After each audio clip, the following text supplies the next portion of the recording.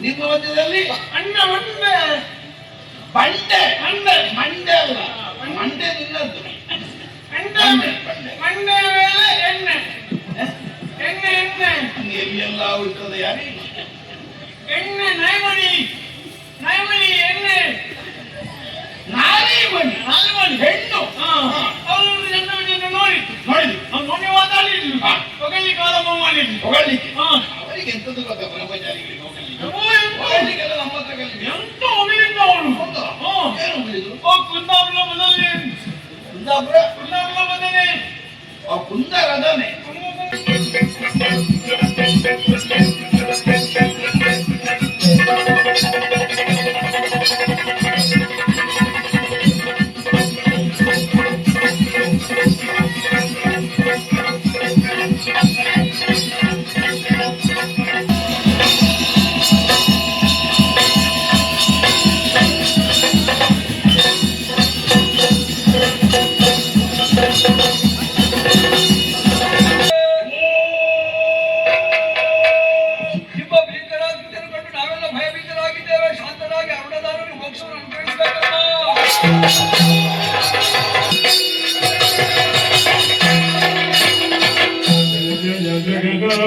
ಜಯ ಜಯ ದುರ್ಗಾ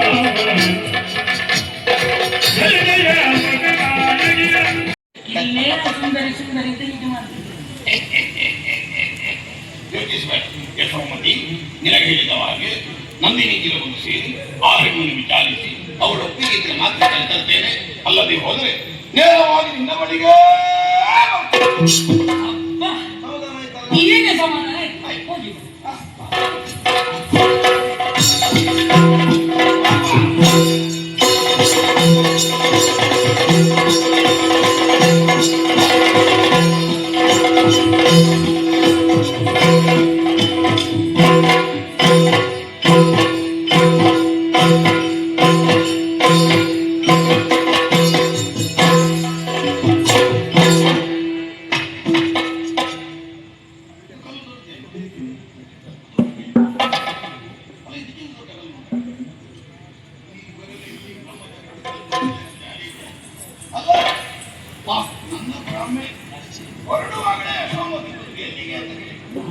ಸಮಯ ಬೀಗ ಆಯ್ತಾ ಏನು ಬಂದವಳು ಅಮಾಸ ಕೊಡ್ಲಿಕ್ಕಿದ್ದಾನೆ ಅಂತ ಕಾಯ್ತಾನ ಅವಳು ಎಲ್ಲಿಗೆ ತಲುಪಿದರೆ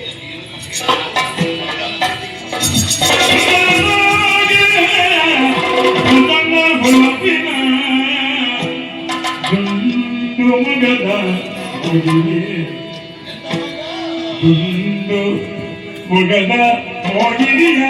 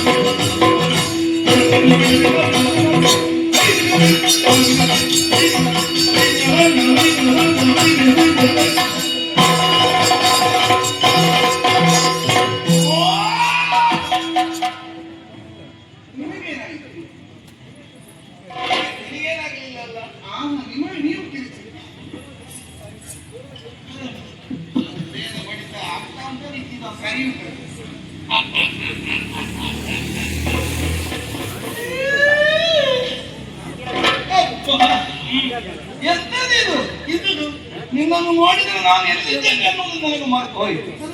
ಒಬ್ಬೊಬ್ಬೊಬ್ಬೊಬ್ಬೊಬ್ಬೊಬ್ಬೊಬ್ಬ ನೋಡಿದಾಗ ನಾನು ವಿಸ್ಮಿತವಾಗಿ ಹೋದೆ. ಮಾತ್ರ ಅಲ್ಲ, ನನಗೊಂದು ಅಯೋಮಯವಾದ ಸ್ಥಿತಿ ಒದಗಿದೆ.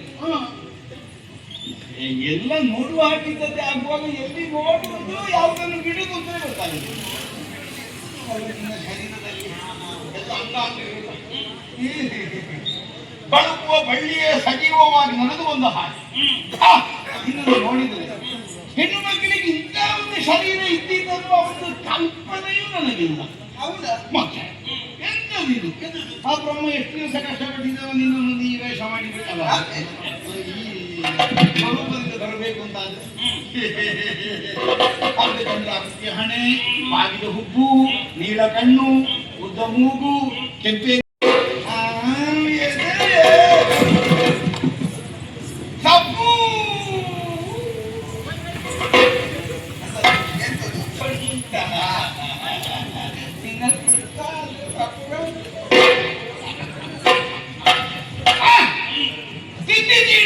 ರೂಪವುಳ್ಳ ನಿನ್ನನ್ನು ನೋಡಿದ ಕ್ಷಣದಲ್ಲಿ ನನ್ನ ಮನಸ್ಸಿನಲ್ಲಿ ಏನೆಲ್ಲ ಬಯಕೆಗಳು ಹುಟ್ಟುವುದಕ್ಕೆ ತೊಡಗಿದೆ. ಹೌದೇ? ಓ ಕಾಮಿನಿ, ನೀನಾರು ನಿನ್ನ ಬೆತ್ತ ಹೆತ್ತ ತಾಯಿತಂದೆಗಳಾರು ಬಂಧುಗಳಲ್ಲಿ ಬಂಧುದೇನು ನಿನ್ನದ್ಯಾಕೆ ಮುಂದೆಲ್ಲಿ ಎಲ್ಲ ತಿಳ್ಕೊಂಡು ಹೋಗ್ತಾರೆ.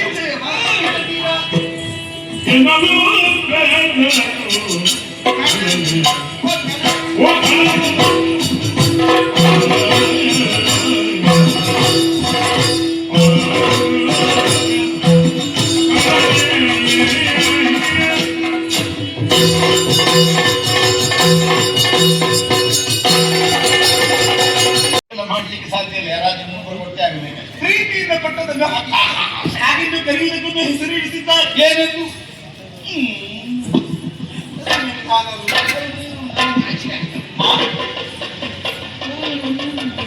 ಹಾಗೆ ಹೇಳಿದ್ದಲ್ಲ, ಹೆಸರೇ ಹೇಳಿದ್ದು. ಮೋಹಿನಿ. ಸರ ಮೋಹಿನಿ ಅದು ಸರಿ. ತಿರುಗಾಟದ ಒಳ್ಳೆದಾಗಿ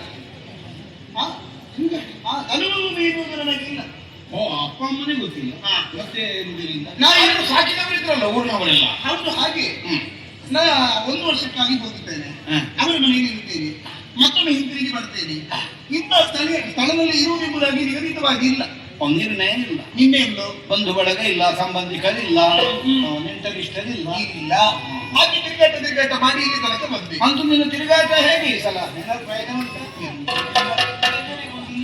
ಇಲ್ಲಿ ತನಕ ಬಂತು. ನಾಳೆ ಬೇರೆ, ನಿನ್ನೆಯಲ್ಲಿ ಇವತ್ತೇನೆ ನಾಳೆ ತಿರುಗಾಟದವರೆಲ್ಲ ಸಾಮಾನ್ಯ ಕೇಳುವ ಪ್ರಶ್ನೆ ಅದು. ಹಾಗೆ ಹೌದು. ನನ್ನ ಪರಿಚಯ ಕೇಳಿದ್ರಿ. ಹೌದು, ನೀವು ಯಾರದ್ದು ಗೊತ್ತೇ ಆಗಲಿಲ್ಲ.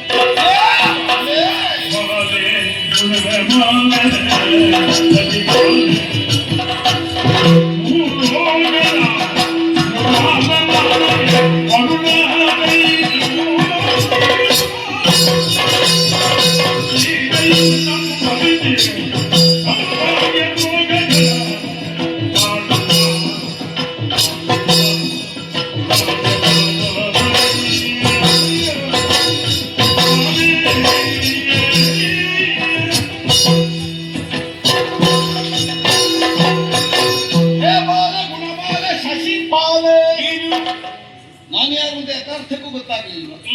ಅಲ್ಲ, ಗೊತ್ತಿದ್ದು ನಾಟಕ ಮಾಡುವುದಲ್ಲ. ಸತ್ಯವಾಗಿ ಗೊತ್ತಿರಲೇಬೇಕು, ಗೊತ್ತಿರತಕ್ಕದ್ದು. ಹೌದಾ? ನನ್ನನ್ನು ತಿಳಿಯದಿದ್ದವರು ಯಾರೂ ಇಲ್ಲ ಈ ಲೋಕದಲ್ಲಿ. ಹೌದಾ? ಈ ಲೋಕದಲ್ಲಿ ಅಲ್ಲ, ಯಾವ ಲೋಕದಲ್ಲಿಯೂ ಇಲ್ಲ. ಇಂದು ಹುಟ್ಟಿದ ಶಿಶುವಿನಿಂದ ತೊಡಗಿ ನಾಳೆ ಸಾಯುವುದಕ್ಕೆ ವಯಸ್ಸಾದ ಮುದುಕನ ತನಕ ನನ್ನನ್ನೆಲ್ಲರೂ ಬಲ್ಲರು. ಹೌದಾ?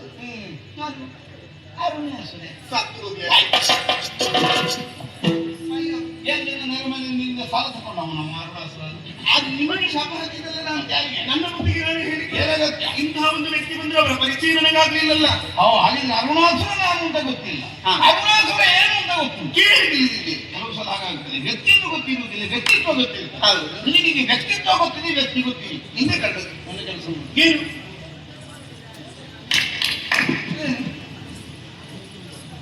ಎಂತದು ಅಲ್ಲಿದ್ದಾರೆ ಅವರೊಟ್ಟಿಗೆ ನಮ್ಗೆ ಮತ್ತೆ ಬಟ್ಟೆ ಒಣಗಿಸಿದ್ರೆ ಬಟ್ಟೆ ಒಣಗಿಸುವುದಲ್ಲ, ಬಟ್ಟೆ ಹಸಿ ಇರಬೇಕು, ಬದುಕಿನ ಬಟ್ಟೆ.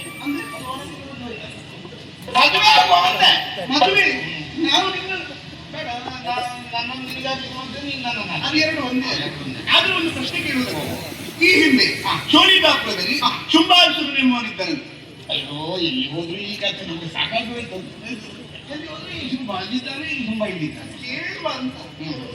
ಕದಂಬ ವಿರುದ್ಧ ಮೋಹಿನಿಯನ್ನು ಹಿಡಿದಕ್ಕೆ ಮುಂದಾದ ಸಂದರ್ಭ ಈ ಲೋಕ ಬಿಟ್ಟು ಆ ಲೋಕವನ್ನು ಸೇರಿಕೊಂಡನಂತೆ. ಅಲ್ಲಿಂದ ಮೂಡಿ ಬಂದ ಅರುಣಾಸುರ ನೀವೆಯಾ?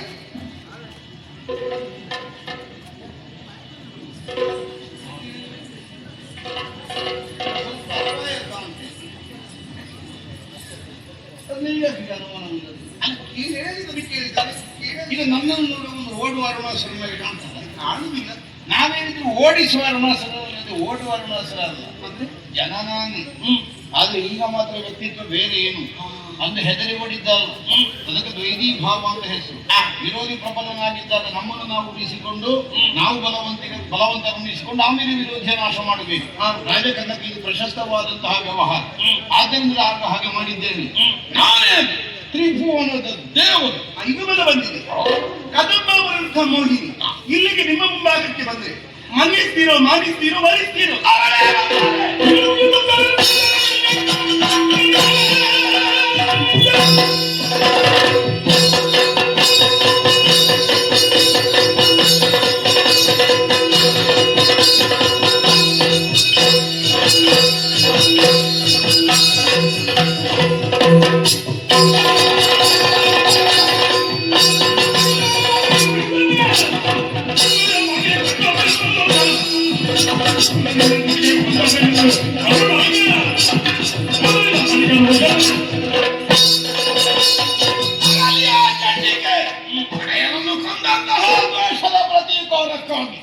ಅವಳನ್ನು ಬಲಾತ್ಕಾರದಿಂದಲಾದರೂ ಸರಿ ವಿವಾಹವಾಗುತ್ತೇನೆ. ನುಡಿದ ಮಾತಿಗೆ ಒಡಂಬಡದೆ ಹೋದರೆ ಅವಳ ಶೃಂಡ ಮುಂಡವನ್ನು ಬೇರ್ಪಡಿಸಿ ಅಷ್ಟು ಸಾಮರ್ಥ್ಯ ಉಂಟ. ಮೋಹಿನಿ ನಾನೇ ಸಾಮರ್ಥ್ಯ ಉಂಟ.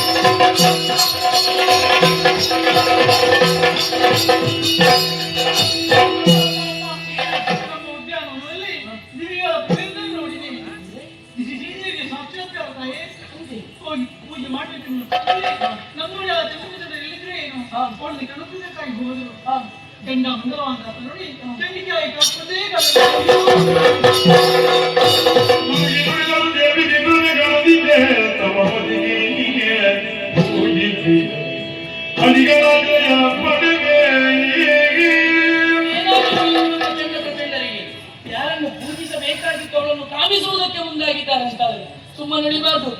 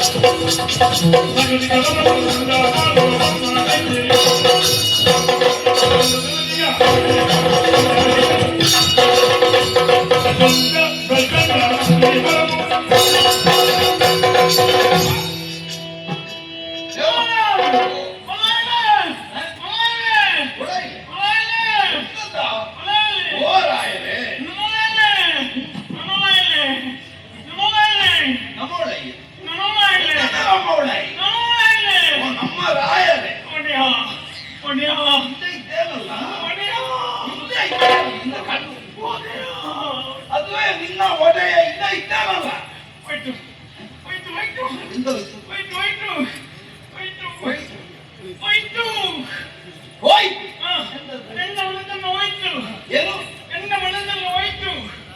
ಚೆಂಡೆ ಬರ ಚೆಂಡೆ ಅದರ ಮುಚ್ಚಿಗೆ ಹಳತಾಗಿದೆ. ನಿಮ್ಮ ಮನೆಯೇ ಹೋಯ್ತು. ಚಂಡ ಪ್ರಚಂಡ ಏ ಮೂರ್ಖ, ಅವರು ಹೋದದ್ದಲ್ಲ, ನಾನೇ ಕಳಿಸಿದ್ದು. ಒಮ್ಮೆ ಹೊಳೆ ಬದಿಗೆ ಹೋಗಿ ಅಂತೆ ನೋಡಿದೆ. ಇವತ್ತು ಬೆಳಿಗ್ಗೆ ಹೋಗ್ತಾ ಇದ್ದಾರೆ. ಇವನು ಎಲ್ಲಿ ಹೋಗ್ತಾ ಇದ್ದಾರೆ ಅಂತ ಹೊಳೆ ಬದಿಗೆ ಹೋಗಿ ಹೋಗೋದು. ಇವರು ಒಳ್ಳೆ ಬದಿಗೆ ಹೋಗಿ ಒಳ್ಳೆ ಬದಿಗೆ ಹೋಗುವಾಗ ನೀಲತ್ತ ತಪ್ಪೆ ಕೆಲಸ ಉಂಟು. ನೀಲತ್ತ ತಪ್ಪೆ ಕೆಲಸ ಉಂಟು. ನೀಲತ್ತ ನೀರ್ನ ಹತ್ತಿರ ತಪ್ಪೆ ಕೆಲಸ ಉಂಟು. ಏನ್ ಶಬ್ದ? ನೀರಲ್ಲಿ ತಪ್ಪೆ ಚಂದಮ್ಮಣ್ಣಂ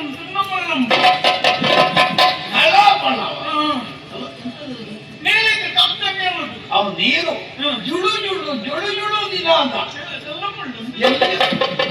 ಅಂದ್ರೆ ಯಾರಾದ್ರೂ ಈಜ್ತಾ ಇದ್ರು. ನೋಡಿದೆ.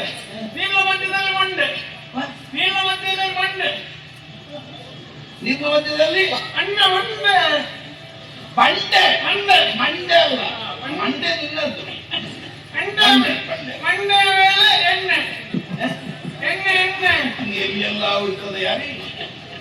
ಎಣ್ಣೆ ನೈಮಣಿ ನೈಮಣಿ ಎಣ್ಣೆ ನಾನೇ ಮಣಿ ನಾಲ್ಮಣಿ ಹೆಣ್ಣು. ಅವಳು ಜನರನ್ನು ನೋಡಿದ್ದು ನೋಡಿದ್ರು, ನೋಡಿ ಮಾತಾಡಿದ್ರು.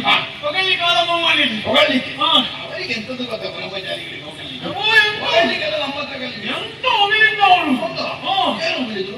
ಕುಂದಾಪುರ ಬದಲೇ ಕುಂದಾಪುರ ಕುಂದಾಪುರ ಬದಲೇ ಕುಂದರದನೆ ಕುಂಭ ಕುಂಭ ಮುಗೆಲೆ ಶಾತ ಕುಂಭ ಕುಂಭ ಪಯೋಧನೆ ಕಮ್ಮು ಕಂಡಿನಿ ಕಂಬು ಕಂಠೀನಿ ಸಿಂಹ ಕಾಟಿ ಎರಡು ಒಟ್ಟಿಗೆ ಅದು ಸಿಂಹ ಕಟ್ಟಿ ಸಿಂಹ ಕಟ್ಟಿ ಹೊಗಳಿದ್ದು ಹೊಗಳಿ ಹೇಳಿದ್ದು. ನಮ್ಗೆ ಬೇಡ, ನಮ್ಗೆ ಬೇಡ, ನೀನು ನಮಗೆ ಬೇಡ, ನಮಗಲ್ಲ ನಮ್ಮ ಯಜಮಾನಿಗೆ ಬೇಕು ಅಂತ ಹೇಳಿ ಯಜಮಾನರಿಗೆ ನಮ್ಮೊಟ್ಟಿಗೆ ಬಾ ಬಾ ಮಾ ಅಂತ ಹೇಳಿ ಬಾ ಸರಿ ಉಂಟ. ಅಷ್ಟೊತ್ತಿಗೆ ಅವಳು ಆಗುದಿಲ್ಲ, ಮಂಡೆ ಹೀಗೆ ಮಾಡಿ ಆಗುದಿಲ್ಲ. ಬಾ ಅಂತ ಹೇಳಿದ್ರೆ ಒಳ್ಳಿಲ್ಲ. ಇವಳಿಗೆ ಖುಷಿ ಆಯ್ತು.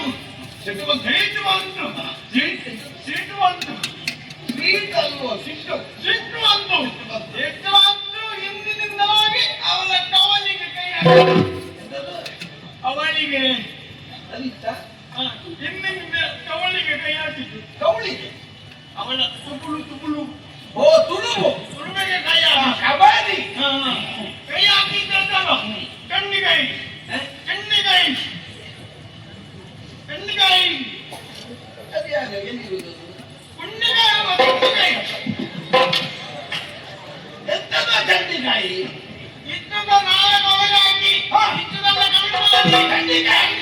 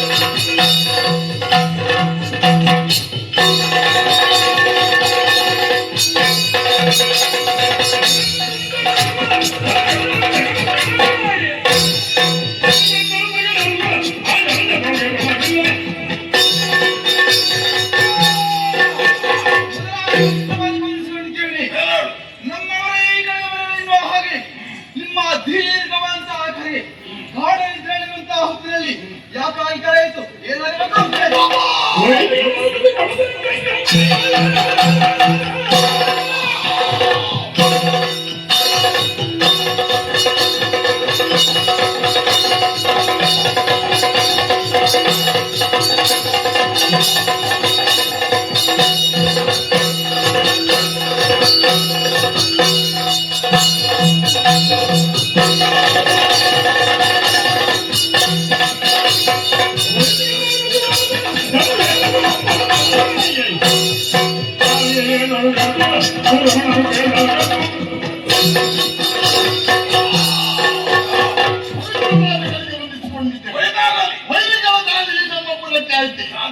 ಕಾಲಕಾಲಕ್ಕೆ ಕೊಡುವಂತಹ ತಪ್ಪನ್ನು ಕೊಡುವುದಕ್ಕೆ ಹಿಂದುಳಿದರೆ ಕಲಸಿದ ಕಾರಣವೇ ಅಲ್ಲಿರುವ ಬಾಲೆಯನ್ನು ಹಿಡಿದು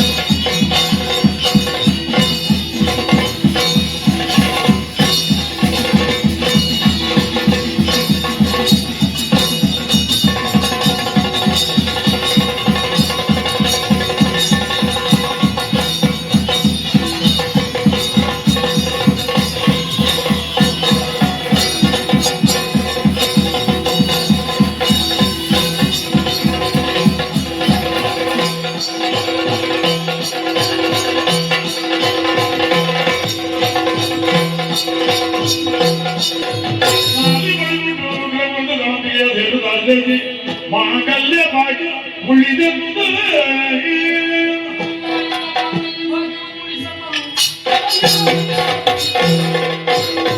ಏನು ಅಪಶಕುನಕಾರಿವೆ, ನಮ್ಮನ್ನು ಕಾಣಬೇಕು ಸ್ವಾಮಿ.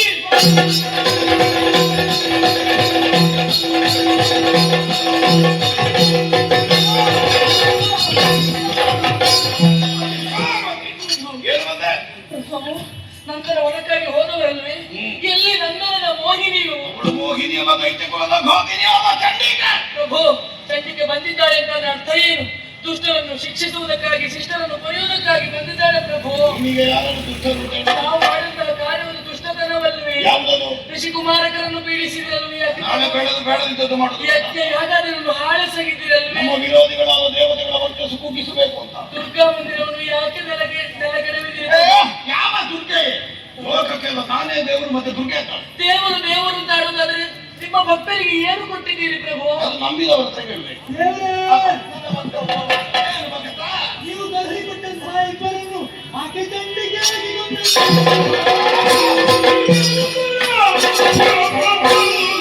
ನಾನವರಿಗೆ ಹೊರವಾಗಿ ನುಡಿಯಲು ಹೋಗಿರುವುದ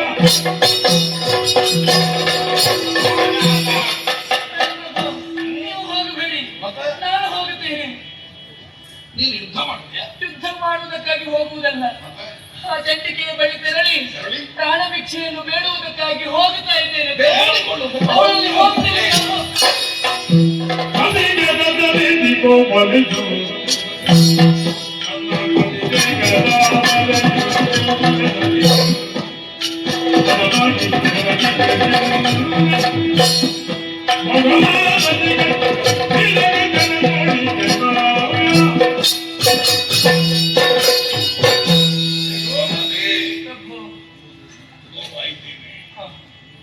ನನ್ನನ್ನು ಕ್ಷಮಿಸಿ ಬಿಡೇ ಚಿನ್ನ. ನಿನ್ನನ್ನು ದಂಡಿಸುವ ಯಾವ ದುರುದ್ದೇಶವೂ ನಾನು ಹೊಂದಿದವನು. ಏನು ಮಾಡೋಣ? ನನ್ನನ್ನೇ ನಾನು ಮರೆತು ಬಿಡುವ ನುಡಿಗಳನ್ನು ನೀನಾಡಿದೆ. ನಮ್ಮ ಜನ್ಮ ಶತ್ರುವನ್ನಿಸಿಕೊಂಡಂತಹ ಚಂಡಿಕೆಯಲ್ಲಿ ನನ್ನ ಸತಿಯಾಗಿದ್ದು ನೀನು ಬೇಡಿಕೊಡ್ತೇನೆ ಎನ್ನುವ ನುಡಿಗಳನ್ನು ಆಡಿದಾಗ ಆವೇಶಭರಿತನಾದೇ ನಿನ್ನ ಕೆನ್ನೆ ಮೇಲೆ ಕೈ ಮಾಡಿದೆ.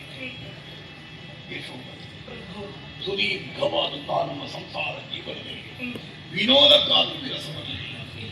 ಅಂತಹ ನಿನ್ನನ್ನೇ ದಂಡಿಸುವಂತಹ ಒಂದು ಕ್ಷಣ ನನ್ನ ಬದುಕಿನಲ್ಲಿ ಬರ್ತದೆ ಅಂತಾದ್ರೆ ಏನರ್ಥ? ಇದೆಲ್ಲ ಕೊವಳೆ ಕಾರಣ. ಅವಳನ್ನು ಬಾಳವಡೆ ರಣಕ್ಷೇತ್ರಕ್ಕೆ ತರುತ್ತಿರುವಂತಹ ನನಗೆ ಪರಿಪೂರ್ಣವಾದ ವಿಜಯ ಒದಗಲಿ ಅನ್ನುವ ಹಾಗೆ ಪರಮ ಪತಿವ್ರತೆಯಾದಂತಹ ನೀನು ನನ್ನ ತೋಳಿಗೆ ವೀರ ಕಂಕಣವನ್ನು ಕಟ್ಟಿ ಕಳುಹಿಕೊಡು. ಕಟ್ಟೋ ಕಂಕಣವನ್ನು ಕಟ್ಟುತ್ತೇನೆ, ಕಟ್ಟೋ. ಆದರೆ ನಿಮ್ಮ ಕೈಗಳಿಗೆಲ್ಲ ದೇವಿಯ ಬಳಿ ತೆರಳಿ ನನ್ನ ಈ ಮಾಂಗಲ್ಯವನ್ನು ಕಟ್ಟಿ ಮಾಂಗಲ್ಯವನ್ನು ಉಳಿಸಿಕೊಳ್ಳುವುದಕ್ಕಾಗಿ ಅವರಿಗೆ ರಕ್ಷಾ ಕಂಕಣವನ್ನು ನಾನು ಕಟ್ಟುತ್ತೇನೆ. ನಾನು ಹೋಗುತ್ತೇನೆ, ನಾನು ಹೋಗುತ್ತೇನೆ. ನಾನು ಕೊಡಿ ಪ್ರಭು.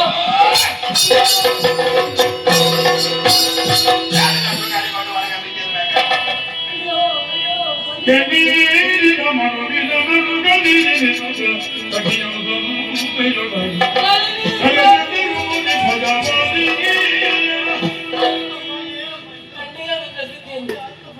ಸಮಯದ ಕಾಲದ ಬದುಕಿ ಉಳಿದರೆ ಒಂದು ಮಾತನ್ನು ಈಡೇರಿಸು.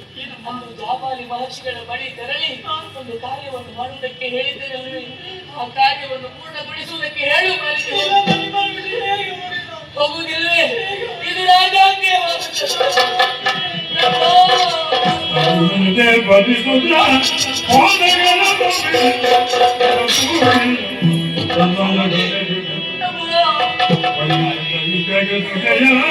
ಮಧುಗನ ಬಲ ಬಲದ ಸಮುದ್ರ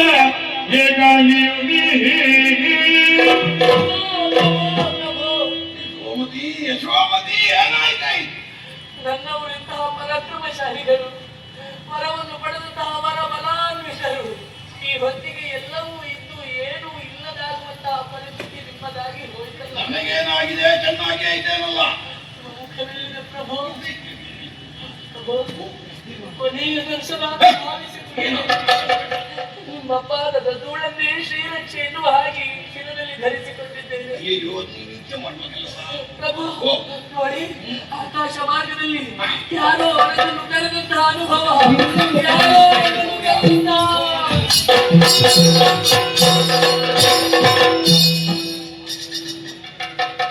ಹಾಗಿದ್ರೆ ನನಗೆ ಯಾರು ಕಾಣುವುದಿಲ್ಲ.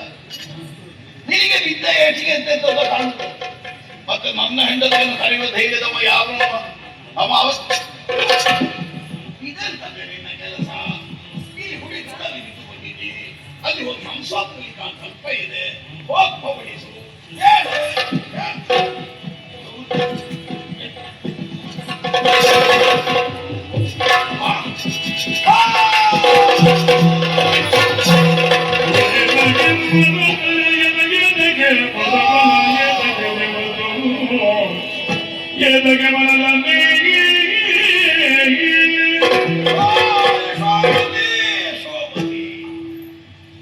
ಎಂದಿಗೂ ನಿಮ್ಮನ್ನು ಮೀರಿ ನಡೆಯುವವಳಲ್ಲ.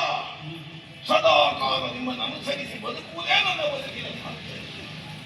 ಹೀಗೆ ಆಡಿದವಳು ಮಾತ್ರ ಅಲ್ಲ, ಅದನ್ನು ಅಕ್ಷರಶಃ ಈ ತನಕ ನಡೆಸಿಕೊಂಡು ಬಂದ ನೀನು ಈ ಒಂದು ಕ್ಷಣದಲ್ಲಿ ನನ್ನನ್ನು ಮೀರಿ ಮುಂದಕ್ಕೆ ನಡೆದೇ ಬಿಟ್ಟೆ.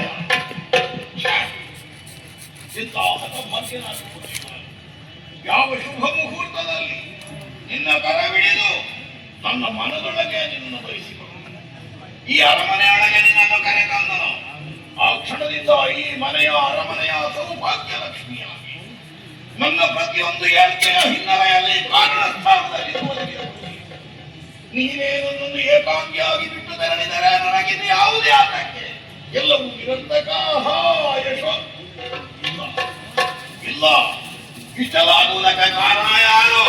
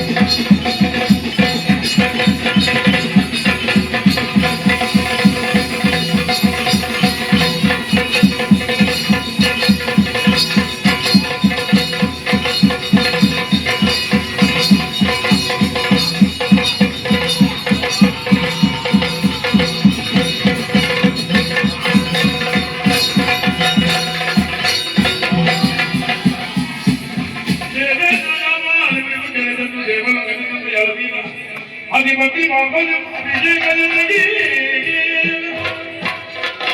ದೇವಲೋಕದ ಎಳನೀರ ಅಭಿಷೇಕ ಮಾಡಿದ್ದೇವೆ. ಸುರಮಣಿಕ ಪುಷ್ಪದಿಂದ ಅಲಂಕರಿಸಿದ್ದೇವೆ. ನಿಮ್ಮ ಭೀಕರಾಕೃತಿಯನ್ನು ಕಂಡು ನಾವೆಲ್ಲ ಭಯಭೀತರಾಗಿದ್ದೇವೆ. ಶಾಂತರಾಗಿ ಅರುಣದಾರರು ಮೋಕ್ಷವನ್ನು ಅನುಗ್ರಹಿಸಬೇಕಮ್ಮ.